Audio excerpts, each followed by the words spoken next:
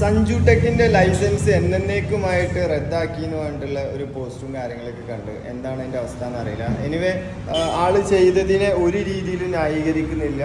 പൊതുഗതാഗത റോഡുകളൊന്നും അത്തരത്തിൽ ആരും മിസ്യൂസ് ചെയ്യരുത്, എല്ലാവർക്കും അപകടമുള്ള കാര്യമാണ്. എല്ലാം ഓക്കെ. നമ്മൾ കാണുന്ന പാർട്ടി പരിപാടികളിലൊക്കെ എത്രയോ അടിപൊളിയായിട്ട് നമ്മുടെ നാട്ടിലെ ആളുകൾ പോകുന്നത് നമുക്ക് നെറ്റി പോകും. ഈ ഒരു വണ്ടി ഈ രീതിയിൽ ഉപയോഗിക്കാനൊക്കെ പറ്റുമോ എന്നൊക്കെ തോന്നിയ സിറ്റുവേഷൻ വരെ പല പരിപാടികൾക്കും ഉണ്ടാവാറുണ്ട്. അതിലും അതമ്പതിച്ച് നമ്മുടെ KSRTC ഡ്രൈവ് ചെയ്യാറുണ്ട്. വൻ ഷോക്കായിട്ട് വേറെ കുറേ ആൾക്കാർ ചെയ്യാറുണ്ട്. ഈവൻ പോലീസുകാർ വരെ വളരെ മോശമായിട്ട് ഡ്രൈവ് ചെയ്യുന്നത് കാണാറുണ്ട്. ഈ അടുത്ത കാലത്ത് ഞാൻ കണ്ടൊരു കാഴ്ചയാണ്, ഒരു നിയമലംഘനം പിടിക്കുന്നത് ഒരു ഡ്രൈവ് ചെയ്ത് പോകുന്ന പോലീസുകാരന് ക്യാമറ ഇങ്ങനെ പിടിച്ചുകൊണ്ടാണ്. അപ്പം അങ്ങനത്തെ ഒക്കെ നമ്മൾ കാണുന്നുണ്ട്. അതിൻ്റെ ഇടക്കാണ് ആജീവനാന്തം ഇത്തരത്തിലൊരാൾക്ക് ലൈസൻസ് റദ്ദാക്കുക എന്നൊക്കെ പറഞ്ഞത്. അത് ശരിയാണോ? എൻ്റെ ഒരു ചോദ്യമാണ് കേട്ടോ, ശരിയാണോ?